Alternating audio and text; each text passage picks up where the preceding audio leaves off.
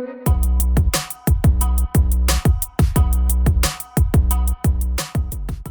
am Christelle from Diabetes Strong. In this video, I'll be talking about what I find most annoying about living with diabetes. I've been living with type 1 diabetes since 1997, so a fair amount of time. And given it's an autoimmune disease that's basically killing off my insulin production, I've had to manage my blood sugars using insulin since day one. I think a lot of people think that it's the insulin shots that's the most annoying and frustrating part about living with diabetes, but not for me. For me, it's all the other stuff. So let me explain. Actually, let me walk you through the 8 things that I think is most annoying about living with diabetes. At the top of my list of annoyances are low blood sugars. Those are the worst. It's such a fine balance dosing insulin for not just food, but all the other things that can impact blood sugars. And it's impossible to get it right every time, and too much insulin on board means a low blood sugar. Low blood sugars can be super uncomfortable, they're always inconvenient, and they can be really scary. I'm really not a fan. I don't know anyone who enjoys having a low blood sugar. The second thing I find super annoying is also related to low blood sugars, and that is having to eat when I'm not hungry. I think the most annoying time for that to happen is right before bed when I've already brushed my teeth. And I always look at my blood sugars before I get ready for bed. I use a CGM, a continuous glucose monitor. I'll look at my blood sugars, I'll see the trend, and I'll decide whether or not, are my blood sugars good for bed?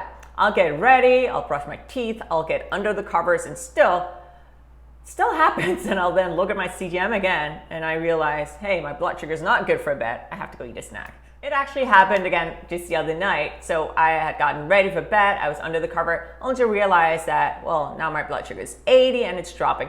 And had I not reacted, I would have had a low blood sugar overnight. So out of bed again, eat a small snack, just like 10 grams of carbohydrates, but then I have to brush my teeth again and go back to bed. Annoying. And then some nights I go to bed thinking everything is fine and I still have a low blood sugar overnight. As I mentioned, I wear a CGM, a continuous glucose monitor, so that will wake me up before things go really bad. But again, that means interrupted sleep. And that would be the third thing that I find really annoying, not getting a full night's sleep. So one thing is that the device will wake me up if I'm about to have a low blood sugar. I actually appreciate that. But the device will also malfunction at times. It will lose signal or it will give me faulty readings.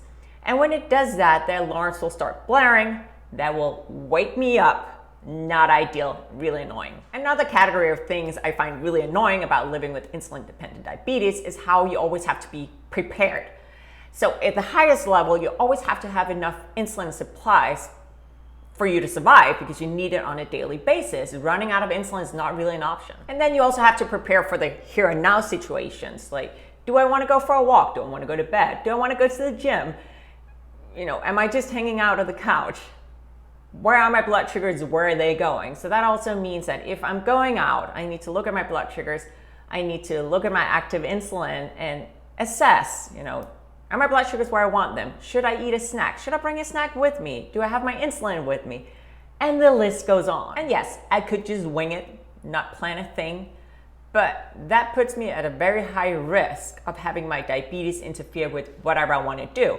And quite frankly, I think it puts me at a very high risk of dangerously higher low blood sugars. Another really annoying thing that falls in the being prepared bucket is how I always have to bring all my stuff, all my diabetes gear.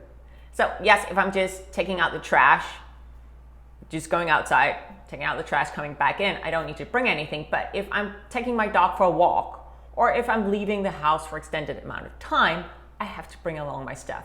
So what is all of this stuff that I bring along? Well, if it's a full day thing, I'm gonna bring my insulin and all my gear. But if it's just, let's say, half an hour walk, as a minimum, I'll bring my glucose tabs. So you have like 4 tabs in this little case. I usually bring my phone because I do wear a CGM and it sends my readings directly to my phone. So I wanna bring that along. I often also bring a glucometer.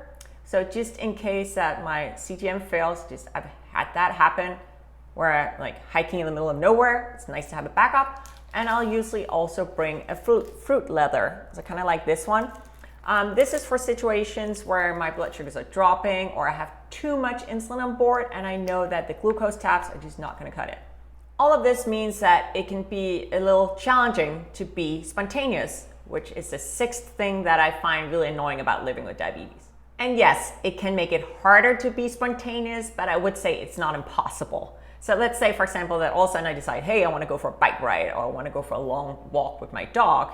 But I see that my blood sugars are maybe a little bit on the lower side, or maybe I have a lot of insulin on board and I know that if I do either of those activities, my blood sugars will go low. That doesn't mean I can't go, but it does mean I have to stop and think and calculate how many carbohydrates I'll have to eat in order to balance my blood sugars out so I can go do that activity. So it can still be done, maybe not as spontaneous, and that is a little annoying. Early on in this video, I was talking about how all the planning is really annoying, and I'm currently in a situation where I am planning to be out of the US for a large portion of the year starting this summer, living as a digital nomad. And from a diabetes management perspective, that is a logistic nightmare. I basically have to figure out how to buy enough diabetes supplies and insulin to last me for 7 to 8 months.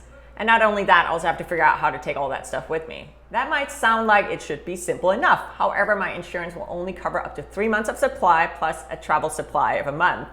So it does require some planning. I've been stocking up and I do think I have enough to bring with me. And I just have to accept that if I do run out, either I'll have to come back to the US, stock up again, or I'll have to find supplies and insulin wherever I'm at. And it can be done. And I really do believe that there's nothing we can't do with diabetes, but it does require a lot of planning. And it is annoying. And the last thing that really annoys me about living with diabetes is the cost. Some countries have really good coverage for life-sustaining drugs such as insulin. However, the US does not, and this just happens to be the country where I currently live and where I buy my health insurance. So the cost actually should fall in the this is totally unreasonable bucket rather than the this is annoying bucket, but I did want to include it in this video. Because having to find and spend money on good health insurance, as well as having to budget monthly for insulin and supplies, is really annoying. And those were the 8 things that I find are most annoying about living with diabetes. So what do you think? What did I miss? Leave me a comment below. Let me know what you find most annoying about living with diabetes, because I know the list can be much longer. If you like this video, please give it a like below. And if you want to see more content from me, remember to subscribe to my channel and turn on notifications. That is that little bell. That way you'll be informed whenever I post new content. Thank you so much for watching.